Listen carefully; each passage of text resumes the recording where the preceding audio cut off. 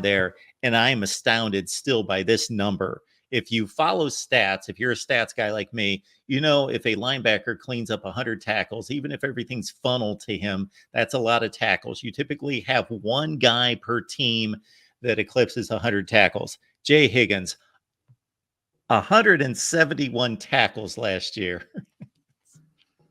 Yeah. I mean, he's on the field a lot, right? That's part of it. Yeah, they did have what we went through this a couple months ago, the third or fourth most snaps as a defense in the country last year. Surprised it wasn't number one, but anyways, they're getting off the field a lot too. I wonder if you think there's any team in the country with as many flips? Possession Yeah, possession changes. That would be a stat to find, Mark. I bet that Iowa leads the country in possession changes. So yeah, obviously it starts with Nick Jackson, Jay Higgins. I mean, what a luxury to get those two guys back. Both of those guys could have jumped to the league. You're going to hear people like Cooper DeJean get his name called on here in a couple of weeks at the draft. So yeah, just to get Jay Higgins back and Nick Jackson, obviously really productive guys, veteran leaders, both graduates. And then, after that, you've got a lot of young talent. Kyler Fisher's an older, experienced guy who also returned.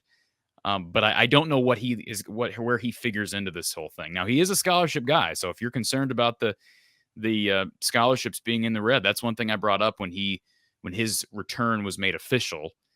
That it's just one more guy you've got to account for, and I just don't know is his primary impact going to be on special teams. Maybe he's been a special team star since he's been at Iowa, but then when they play more 4-2-5, you're going to get that extra DB on the field, likely Sebastian Castor, who's also returning. So, Kyler Fisher's a guy, Aiden Hall's a guy I really like. I don't know where his development is, but I love the work ethic. He's a grinder out of Harlan, Iowa, a school with a lot of storied history of the high school ranks. Ben Keeter, 4-star, another Iowa City kid who is a wrestling star as well. I'm guessing you're going to get somebody in this group that jumps to the portal because I just think there's too many guys. Landon Van Kekerix is a linebacker right now. I believe he switched over. I think he came in as an athlete. Maybe he just started at linebacker, but he's listed as a linebacker right now. He's on scholarship. Jaden Montgomery is another one I would watch for. Have not heard anything on him. Those would probably be two guys I'd look for here in the coming days to make decisions on whether they hang tight at Iowa or leave. And if at some point Iowa's just going to have to tell guys, hey, you're not going to play. And we need the scholarship. As cruel as that sounds, Jaden Harrell, sounds like he's progressed well. Kirk has brought his name into the mix, but he's also a junior. So if he feels like he's not going to get in the field much, I could see him jumping into the portal. Would not be shocked by that. Zach Tweet's another kid. Now he's an Iowa kid. He's from north of me here in Story County, from Story City. He's been in the news for some Good Samaritan acts over the last couple of years, but not much as it relates to football. He's a junior. Carson Shires dealt with a bunch of injuries. He's a junior. They are loaded at that position, Mark.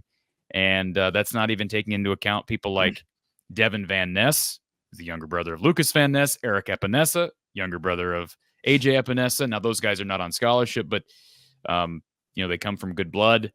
And there's some other walk-ons. Jackson Rexroth, the guy who's seen some time on the depth charts, the two deeps over the last couple of seasons. So they are deep at linebacker. I wanted to wait to preview this group until now because, well, first of all, we have two positions left heading into today. We had linebacker to cover and we had O-line to cover. I know almost nothing about this O-line other than who they return. So I want to get a good look at them on Saturday. This linebacking room is it's hard to imagine me looking like a fool come Saturday afternoon because it's like the safest bet, I think, anywhere on the football field for Iowa right now.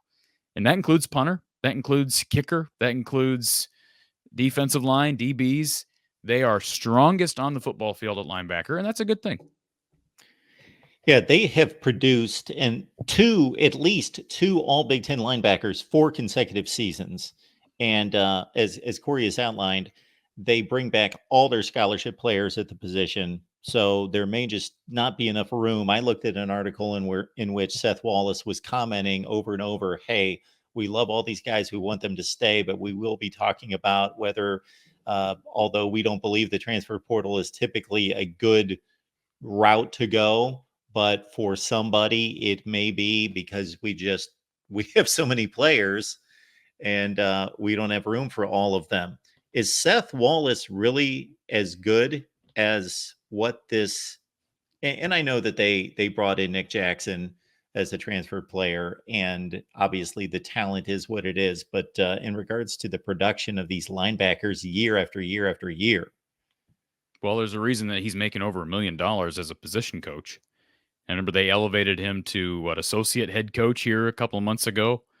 I don't know if that was to the chagrin of people like LeVar Woods, who later interviewed for the Tampa Bay Bucks special teams coordinator position. Both those guys have been phenomenal assistant coaches for Kirk, but it's clear Kirk values Seth a lot, and he's had opportunities to go other places. We've talked about that. But ultimately, it's credit to everybody, because and he would say the same thing. Phil Parker deserves a lot of the credit. These guys are recruited from various parts of the country. I mean, a lot of them are local kids. Obviously, mentioned guys like Aiden Hall, Zach Tweet, I think Jack Campbell, Seth Benson. Those are all Iowa Midwest kids. I guess Seth Benson was South Dakota. But my point is, in general, recruiting is a joint effort, especially with how they kind of divvy up regions. So, no, he's been phenomenal. And that's kind of, it is the polar opposite of what you've seen at quarterback, at receiver, to an extent here recently at O-line. Lack of recruitment, lack of development, and maybe even lack of evaluation. And by the way, for those people that are like, how could Iowa be so bad on all three fronts? Sometimes those fronts go hand in hand. Like, if you can't evaluate a high school kid to recruit and offer a kid a scholarship, what makes you think they're going to be able to evaluate kids lining up on the field heading into a game? Like, I'm just saying, in general, that's been a point of angst from the fan base, and I think rightfully so. We're not there in practice every day, but those positions have struggled on game day. So if it's the chicken, the egg, or the whatever comes before that, Mark, it is what it is. They're not performing, but linebacker's just been stellar, as you said. Hawkeye fan, I'll address this very quickly. I don't know how a program underperforms its talent when it averages going 11-1.